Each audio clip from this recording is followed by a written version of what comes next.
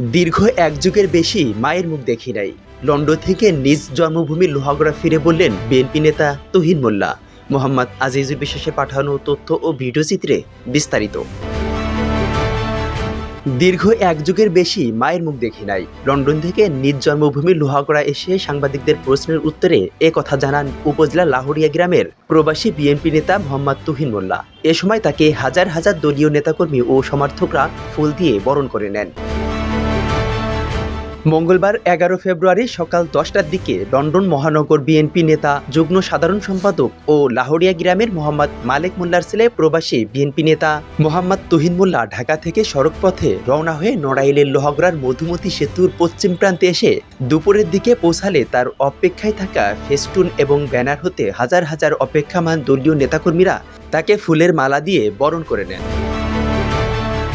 এরপর সেখান থেকে দলীয় নেতাকর্মী ও সমর্থকরা 5 শতাধিক মোটরসাইকেল বহন নিয়ে লোহাগড়া শহর প্রবেশ করেন। এ সময় কুন্দুশি এবং লক্ষ্মীপাশা চৌরাস্তা এলাকায় নেতাকর্মীরা তাকে সংবর্ধনা প্রদান করেন। এরপর মোটরসাইকেলের বহনটি তার নিজ এলাকা লাহোরিয়ার উদ্দেশ্যে রওনা দেন। এ সময় উপস্থিত দলীয় নেতাকর্মী ও সমর্থকদের উদ্দেশ্যে তুহিন মোল্লা বলেন, আমি দীর্ঘদিন পর দেশের মাটিতে এসেছি। আমি আপনাদের ভালোবাসায় সিক্ত হয়েছি। আমি ফ্যাসিস্ট হাসিনার আমলে দেশে আসতে পারিনি। ফ্যাসিস্টদের হাত থেকে দেশ এখন স্বাধীন হয়েছে। যারা জাতীয়তাবাদী দল বিএনপির নির্যাতিত নেতাকর্মী রয়েছে তাদেরকে নিয়ে আমি আবারও রাজপথে নামতে চাই। আমি দীর্ঘ 12 বছর পরে আজ আমার মায়ের মুখ দেখব। সবাই আমার জন্য দোয়া করবেন। এ সময় জেলা বিএনপির দপ্তর সম্পাদক টিপু সুলতান, পৌর বিএনপির যুগ্ম সাধারণ সম্পাদক শামসুল হক আজাদ, পৌর যুবদলের যুগ্ম আহ্বায়ক সোহেল রানা লাক্সমির, লাহুরিয়া ইউনিয়ন যুবদলের সভাপতি জিএম মাহমুদুল হাসান মিল্টন, উপজেলা বিএনপির যুগ্ম সাধারণ সম্পাদক মোহাম্মদ কামরুল ফকির, কৃষক দলের যুগ্ম আহ্বায়ক মোহাম্মদ রেজাউল আলম, বিএনপি নেতা বাবুল মোল্লা, নাজিম উদ্দিন সহ বিভিন্ন নেতাকর্মীদের সাথে কথা বলেন তিনি।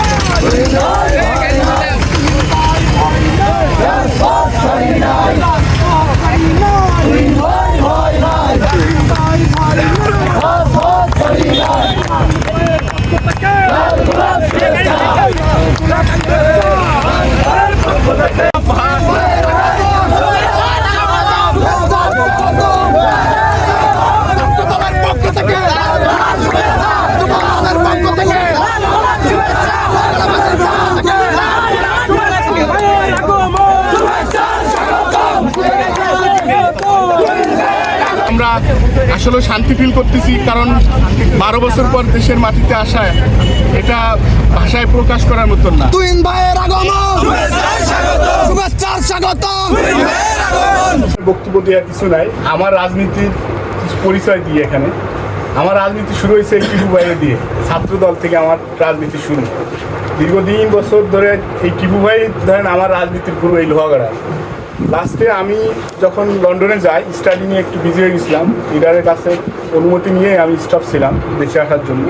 এরপরে লাক্সমি সোহেল আমাকে খুঁজে বের করছে। আমি তার কাছে কৃতজ্ঞ যে সে আমাকে ফেসবুকে নক দিয়ে প্রথম এই লোহাগড়ার থেকে প্রথম যে আমার সাথে কমিউনিকেশন করছে সে হচ্ছে লাক্সমি সোহেল। ধন্যবাদ লাক্সমি। আসলে বক্তব্য দেওয়ার কিছু নাই। আপনাদের এই কষ্টের ফসলে আজকে আমরা দেশে আসতে পারছি। এই ফ্যাসিস্ট সরকার যে অত্যাচার, যে নিপীড়ন করেছে আপনাদের উপর আমরা এই প্রবাসে থেকেই দেখেছি। কারণ আমাদের প্রবাসে কি আমরা আন্দোলন করে আমরা রাত্রে ঘুমাতে পারি শান্তি মতো, এটা আমাদের জন্য। কিন্তু আপনারা তো রাত্রে ঘুমাতে পারেন না 17 বছর। এই জিনিসটা মাথায় রেখেই আজকে যারা আপনারা ওই এখানে আসার সময় অনেকে অনেক কথা বলতেছে, আসলে আমি তো জানি না, এখানে আমার কোনো হাতও নাই, কিছুই নাই। তো আপনারা যারা তাদেরকে আবার পুনর্নিবাসন করবেন, তারা কিন্তু আপনারা আবার তাদের হাতেই মরবেন। তো সেটা মাথায় রেখে আপনারা সেইভাবে চলেন।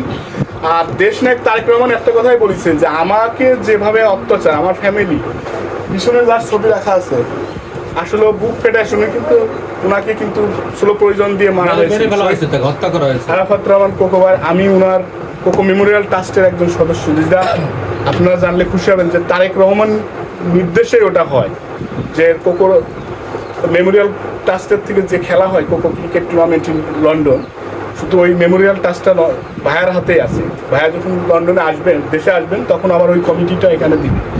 সো তার আমি একজন সদস্য না, ছবি দেখে তো আমি আসলে আমার কাছে খুব ভালো লাগছে, কারণ আপনারা এটা লাগা রাখছেন। আর দেশনায়ক তারেক রহমানের একটাই মেসেজ যে আমি এত কষ্ট করছি, এত কষ্ট আমার ফ্যামিলির মধ্যে যে কষ্ট গেছে, এটা আমি প্রতিশোধ নিতে চাই না। প্রতিশোধ যদি আমি নিতে চাই, আপনারা যদি আমাকে প্রতিশোধ নিয়ে দিতে চান, 31 দফাটা আপনাকে জনগণের কাছে বাস্তবায়ন করতে হবে, তাহলেই উনি ওই প্রতিশোধটা উনি পেয়ে যাবেন। ওনার যে অত্যাচিত হয়েছেন, আপনারা জনগণের যে অত্যাচার হয়েছেন, সব প্রতিশোধ ওর ভিতর আছে। তো আপনারা সেটাকে মাথায় রেখে আপনারা জনগণের কাছে যাবেন, এবং জনগণের কাছে লিডার কিন্তু আরেকটা কথাও বলেছেন, জনগণ কিন্তু ওটা অ্যাকসেপ্ট করবে কি না সেটা আপনার উপর ডিপেন্ড করতেছে। আপনি একটা সাইনবোর্ড, আপনি যে আমাদের লন্ডন বিএনপির একটা সাইন নিয়ে কোথাও যাবেন, সেটাকে আপনাকে সেভাবে তৈরি করে সেভাবে দেন, তাহলে আমরা আসলে বিভেদ থাকবে না। আর আমি চাই কোনো বিএনপির ভিতর কোনো বিভেদ না হয়, সবাই ভাই ভাই একসাথে কাজ করি। যেমন 5 আগস্টের আগে আপনারা 5 জন ভাই এক জায়গা হইতে পারেন না, ঠিক? এখন যদি আপনারা সেই ভাই 5 জন যদি 5 জায়গা হয়ে যদি আরো 20 জন বানান, জনগণের আপনার শক্তি পরিদর্শন করার জন্যই হোক আর যার জন্যই হোক, এটা কিন্তু দলের ভাবমূর্তি নষ্ট হবে। এবং দেশনায়ক তারেক রহমান ক্লিয়ারলি বলছে, কোনো ব্যক্তির কারণে দলের কোনো প্রবলেম আসুক, এটা দায়ভার বিএনপি নেবে না। সো আমি আমার আসলে সংক্ষিপ্ত বক্তব্য এইখানে শেষ করছি। আমি আপনাদের সাথে আবার বসবো ইনশাল্লাহ, কারণ সত্যি কথা বলতে কি আমার মার জন্য খুবই টানতিছে, কারণ আমি 17 বছর মাকে দেখি না, এখন আমার মাকে দেখার জন্য আমার খুব মন টানতেছে। আমি আপনাদের কাছে বিদায় নিচ্ছি, আমি ইনশাল্লাহ আবার লোহাগড়া এসে আমি দেখা করব। আর সবাইকে ধন্যবাদ যে আমাকে এভাবে রিসিপশন দেওয়ার জন্য, আমি আপনাদের কাছে কৃতজ্ঞ।